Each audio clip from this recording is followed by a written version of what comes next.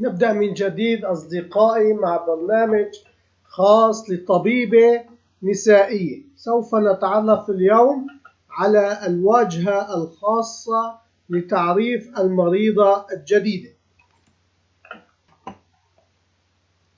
We start again, my friends, with a special program for a gynecologist. Today we will get to know the special interface to define a new patient. أعتذر من المتابعين عن عدم إمكانية ترجمة الواجهة إلى اللغة الإنجليزية، لكن قدر الإمكان سوف أسهل عملية الشرح.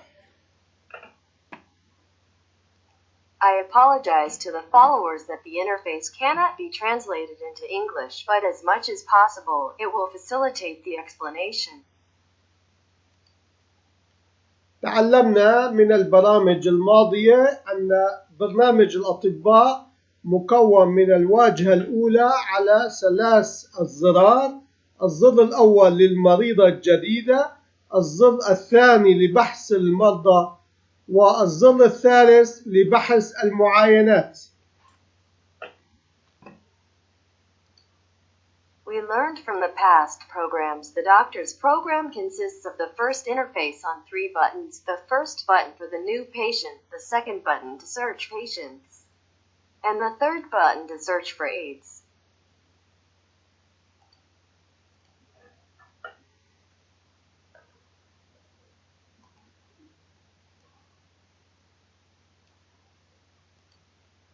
هذه هي النافذة الخاصة بتعريف المريضة الجديدة.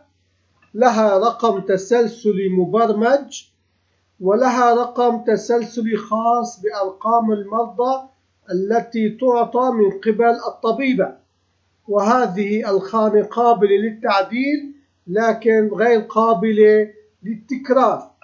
يمكن أن نعرف مريضة برقم 5000 وفي المرة القادمة نعرف مريضة برقم 4000 مثلا.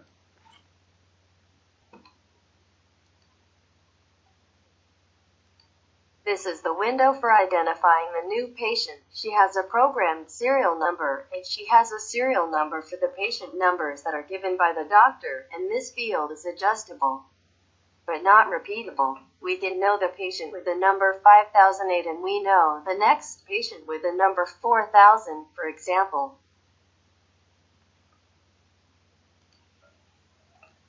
القسم الأول من الواجهة يمكن تحديد تاريخ التسجيل وكتابة الاسم واسم الأب واسم الأم والعمر والهاتف والموبايل وتاريخ الميلاد.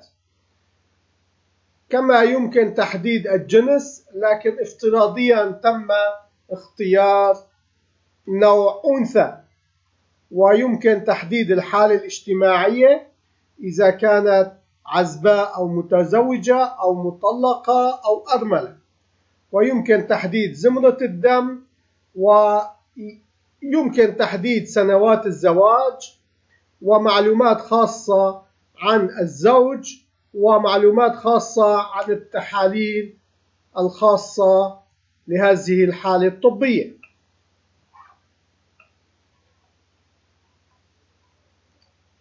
The first section of the interface can specify the date of registration, write the name, the father's name, the mother's name, age, phone and mobile phone, and the date of birth.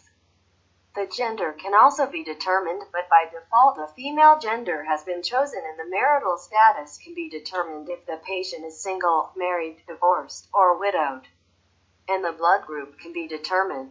Years of marriage, special information about the husband, and special information about analyses for this medical condition.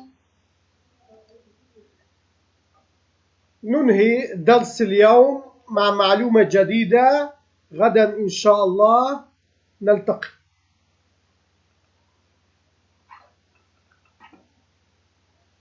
We will finish today's lesson with new information tomorrow. God willing, we will meet.